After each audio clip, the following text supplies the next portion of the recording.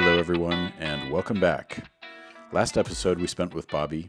We covered his gear and then also talked about race relations and violence amongst the homeless.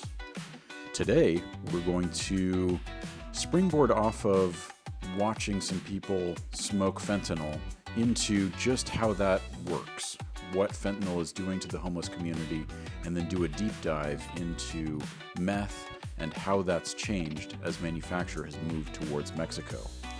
We travel from downtown Phoenix towards the Zone, the former largest homelessness encampment in the United States.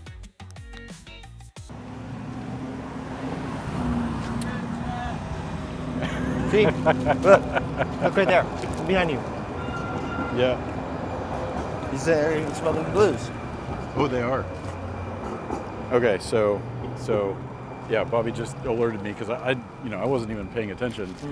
But right behind me, there's kind of an awning for an abandoned building, and sitting down behind one of the low stone walls, there's a couple of individuals down there smoking fentanyl. And I can't smell it because there's a bit of a breeze. Yeah.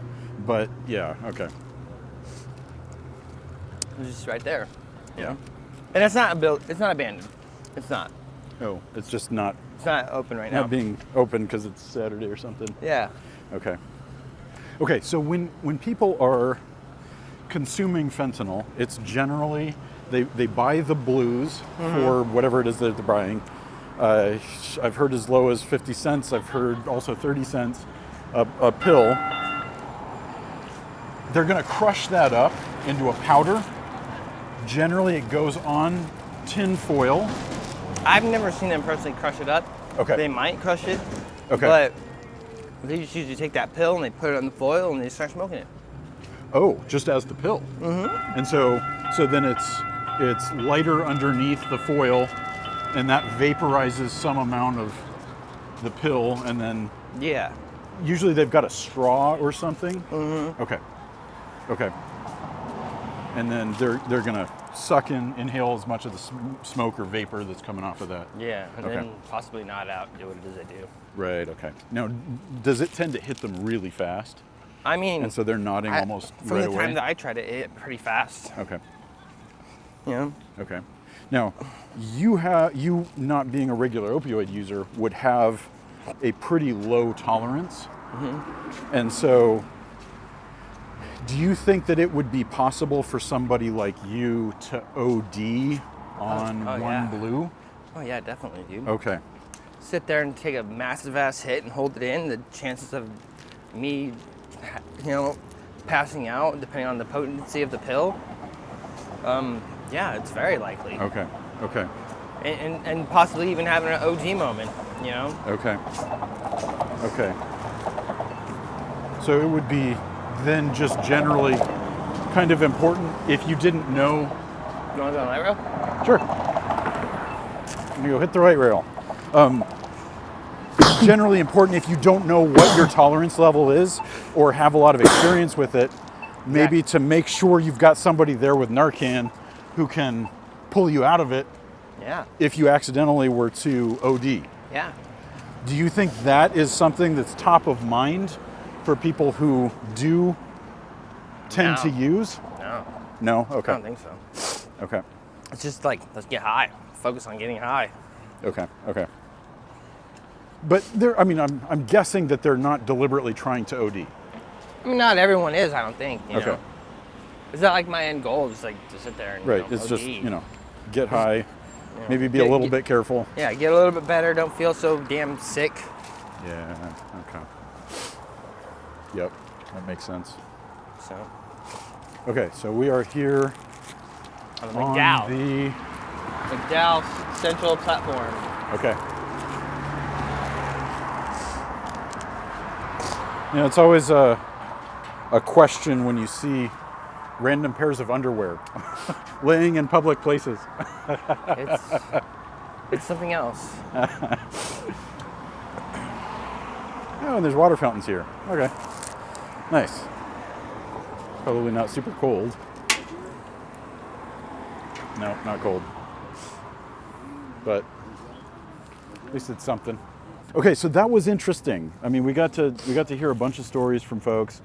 The security guard was saying because he does security also at one of the mental health institutions. He said, man, it's just really crazy because you've got the pharmaceutical companies who are basically just treating homeless people like guinea pigs, hooking them up to all kinds of crazy medications, and creating kind of this cycle of dependency where people have a hard time kind of getting away, and they just sit there and imbibe all of these drugs that the pharmaceutical companies are trying to pump into them. Yeah, it's insane. Have you seen anything like that before? In a sense, like say for instance, I went to this place called Mine 24, and there was some people there that was, you could tell that they weren't like functioning properly because of the fact that they were on high-grade pharmaceutical. Yeah. Interesting intervention type of Okay, I'm gonna guess we're at 105, maybe 102. What do you think? Well, let's see, what time is it? Well, hang on, because I can tell. Google will tell me. Cargo. I'm just kidding. All right. Okay, what's your guess? My guess is probably about like 107. 107. What is temperature in Phoenix right now? 104. I mean, that's damn close. Good, nice. Plus or minus 3 degrees, hell yeah. What time is it? It is 11:16. Okay. So we've been at it for a little over 2 hours. So this is when the heat like really starts hitting in as we're getting close to noon. We've got about as overhead a sun as we're likely to get. And then this is all the pavement is now soaking up a lot of heat. So it'll start radiating back out. Yeah. Someone said they made the point to me like as if Phoenix 100 years ago wasn't exactly as hot as it was now, because of the fact that like the city's grown and there's so much more pavement. Well, not just that, but like everyone's got these buildings where like they're pushing out all the hot air that was meant to be in there. And so you've got a huge heat island because of that. Yeah, and like all the cars, they got all they got their AC on. Yeah. They're pushing hot air out. You know what I mean? So I mean, not like it's like climate change or nothing. That's but like, fascinating. It's like the chances of it being at least a few degrees hotter now than it was 100 years ago. Yeah. Is likely because all these buildings pushing out all this hot air. Yeah. Cool air. Yeah. No, that makes sense. Okay, question for you. What's up? Your boots are starting to fall apart. Yeah. What's your plan of action for once they're like past the point of no return? What happens? Are there places that you could go to get replacement boots? I've already got these replaced. This is the second piece of tread that I've got on there. Oh, okay. So honestly, it'd be time to just get a new pair. Okay. They're just getting worn in enough. Okay. They smell. And they smell. They smell. Okay, so what does that look like? I mean, is there a plan that you set into action for a little more expensive piece of gear like that? Yeah. It's like start to save or whatever for it? Yeah, like say you sit there and save a couple days up, and then you just sit there and go forth and buy like a more sturdier pair. Okay. Do you have a specific really brand you like? I fell in love with this one, but these ones are like $300. What are they? Thoroughgood? Thoroughgood. Yeah, the stitching. My lady had bought them for me at Boot Barn. Barn. Yeah, okay. for like $300. Okay. For some reason, I thought they were like $27 when she got them. Nope. And how long ago was that? A couple years ago. Okay, and so a set of treads lasts maybe a year and a half or so? Well, the way I walk, dude, I walk on my heels. Okay. So I kind of just, I burned through my, dragging your heels. Okay, I gotcha. Because you got such a long stride. Whatever it is. Cover that distance. Okay, so I'm noticing that we're doing our physical activity in bursts. You know, we'll walk somewhere, and then it's time to find some shade to cool down, chill for a bit, just so we're not getting to the point where we're overheated and starting to have some issues. Yes, sir. Okay, I gotcha. So Now, heat being the big thing to worry about, there's a lot of kind of mental processing that goes into how to deal with the heat and how to stay cool. Well, that, and you also have to deal with the fact that there's a lot of conflicting people that will sit there and get in your way of just trying to stay cool. Okay. You know? Okay.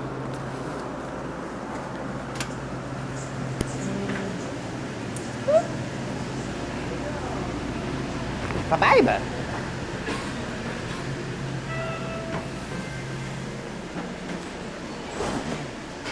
Feels good in here. Yeah. Sometimes it's just really nice to just hop on the light rail and just cool off. Ride for a while. Yeah. Yeah, that makes sense. Some people will be like, oh yeah, just take a nap. But you have to sit there and deal with the facing factor that like there are people, like security guards, that will be like, hey, you got your pass. So like the moment you fall asleep, there they are, waking you up. Shaking you awake. Yeah, seeing if you have, you know, your credentials to stay on the bus, stay on the light rail. And the whole transit system thing is going to eventually change, you know. Approaching station, Roosevelt and Central Avenue, Arts District. The city will be able to save money on it, but the people who actually rely on the transit system, a lot of people will be burnt out of it. You know, because you know, not everyone has a phone. Not everyone has means to go and grab a copper card and put money onto it and use it where, like, you know, not even me. Okay, so how often do they check for fares? How often? Yeah. And is this the type of thing where if we're expecting that to happen, that we position ourselves right by the door type of thing? Well, since it's the weekend, it's pretty lax. Oh, I see. Okay. So really less to worry about. Yeah, there's less to worry probably about. have fewer people working. Yeah, there's some people working. Okay. What they'll do, like, say, if you find you without a pass, they'll give you, okay, you can go have 2 stops from now. So. I see. Okay. They say you're gonna have to get off. You know. Yeah. That makes sense. Do you think that they're a little bit more lenient on folks that may not have a lot of money? No, they're just lenient across the board. Lenient as in just like, the leniency is giving them the like they'll kick you off, but the they're not going to give you $100 is like giving fine. the 2 stop, the 2. I see. The 2 stops. Okay. We'll let you get part way towards where you're going. Yeah. After that, you gotta sit there and Jefferson wait for the next First one. Avenue. Yeah, I see. Downtown Phoenix. This is our stop. Yep. So down here is where all the kind of state and municipal buildings, courthouses, and the theater. Well, if we get down to the zone, I'm tired. I've actually got my drone on me. I wonder if I can get it in the air down there to kind of show what the zone area looks like. Now, comparing to how it did then. Have you been there since then? Oh yeah. Yeah, I volunteered down there at Andre House reasonably often. Maybe twice a month or so. Okay. For Saturday dinner service. So we probably have, what, a mile and a half in between us and Cass. Yes. Is this something that you would do in one go, or try and break up and find some? Oh no, I do this all in one go. Okay. Yeah. Cool. But not necessarily walking super fast. Nah. Not wanting to get too You never hot. wanted to sit there and burn yourself out. You know? It's like when you sit there and you go to a job, it's like the same thing. It's like, okay, you know what I mean? I don't care if they say you can't sit down. Like, it's time to sit down when you need to sit down. Yeah. I particularly myself don't like coming down here anymore. Okay. I can't really say I have that much of a valid reason. Okay. But like, I just personally don't like coming down here anymore. Okay. You know? It's just less comfortable than it used to be. Yeah. Okay. That's crazy. I never. Tent's right there. Wow. Wow. Yeah. They'll probably haven't be seen asked to that be taken before. down before the week is over. I would guess. Yeah. Boy, I'm curious. I'm curious. I'm curious as well. You know, chat with him for a sec. You want to? Yeah. Okay. I'll turn off the camera.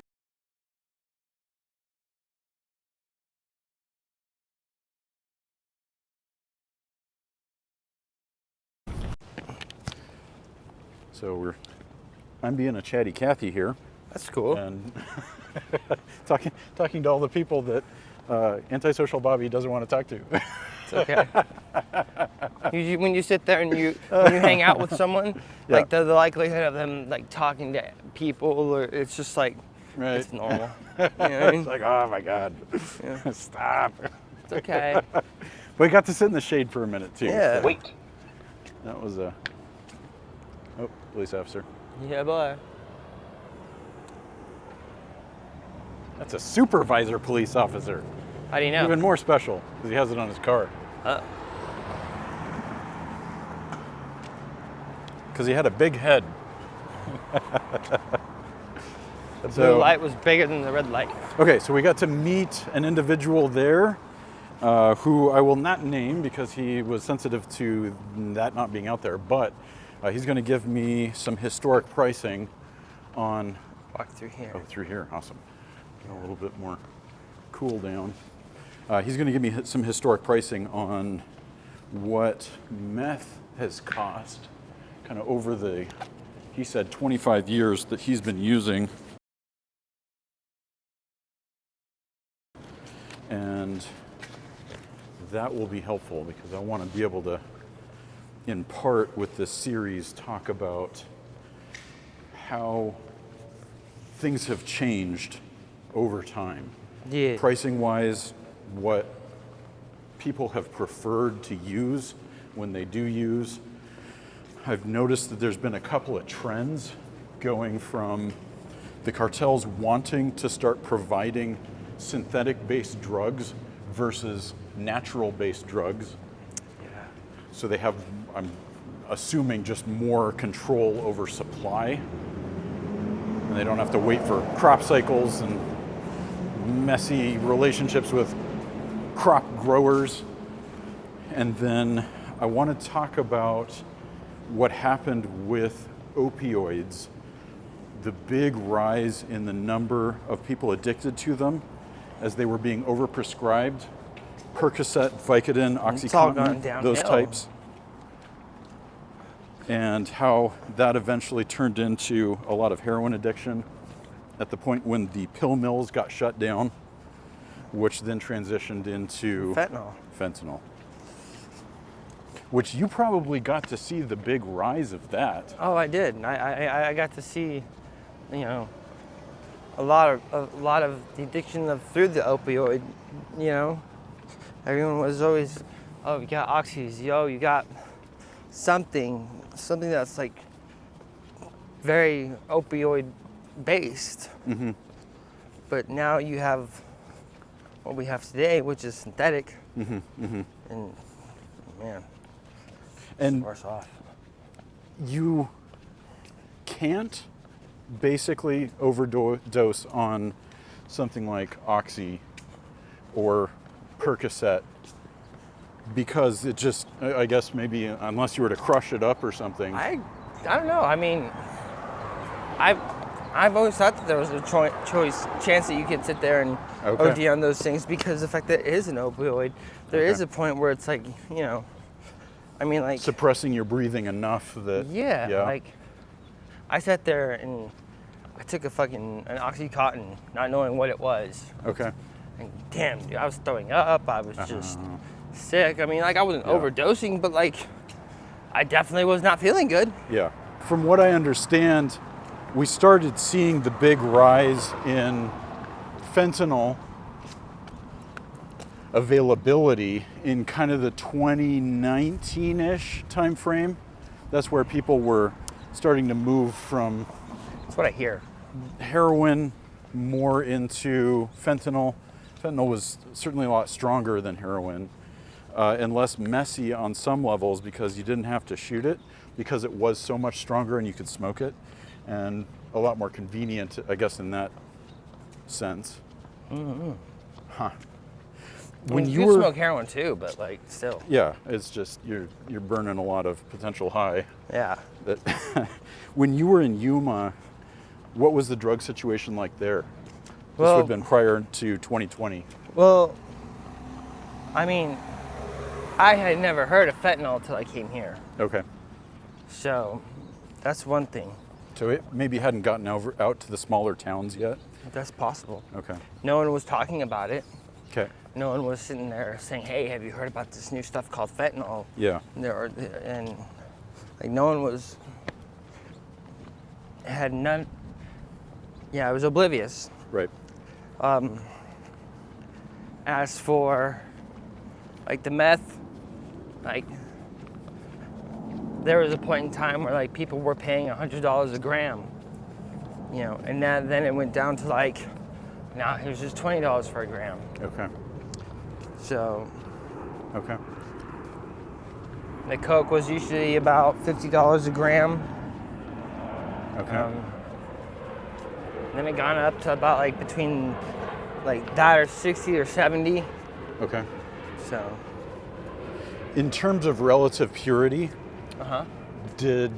was there any change in how good the meth was over time?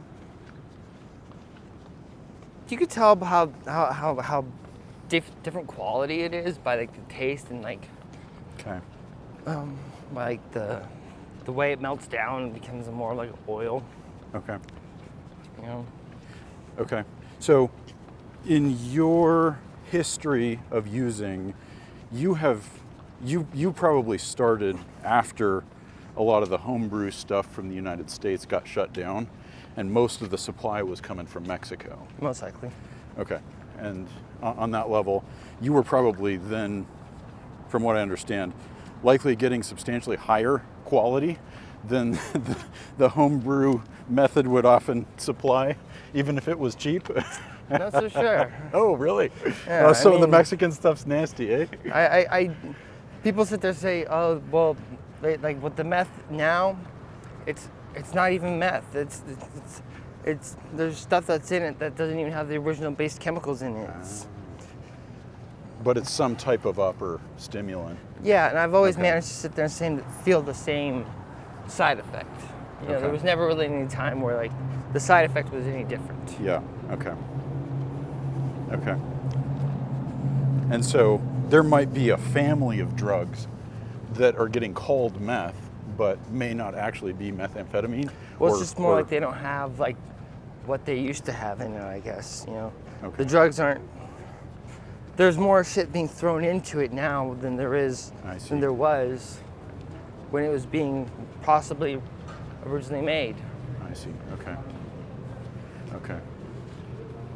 Okay, so as we're getting closer here to the zone, the folks that we're seeing now are, especially when they don't have a lot of stuff on them, are they more likely to be staying at Cass and their kind of 700-person facility? I mean, they might not even be staying here at Cass. They could be just staying out here on the outside of the facility, you know?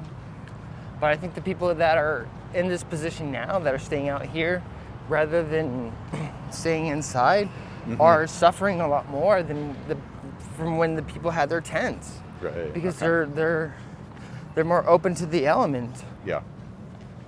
Yeah. That makes sense. Whew. I'm starting to feel the heat. Yeah. Just imagine putting this backpack on you, bro. Oh yeah. How much do you think that weighs? At least a good 20 pounds. Yeah. Oh man, Bobby. Yeah. You're a And hoss. then that guy, he's sitting there like, oh yeah, like my car, it's my this. Like, dude, are you mad?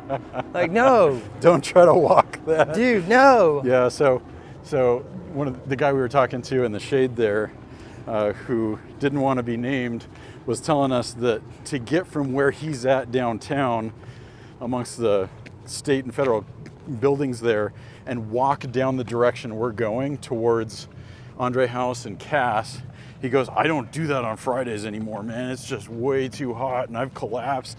And then a couple of his friends that were there were saying, yeah, we had to go rescue him. Yeah. Go and drag him back. Just sitting there like pushing carts everywhere. So he had 2 large carts full of stuff, and he goes, I mean, this is a few hundred pounds of stuff. It's like, man, I wouldn't try to push all of that in this kind of heat. That's crazy. Exactly.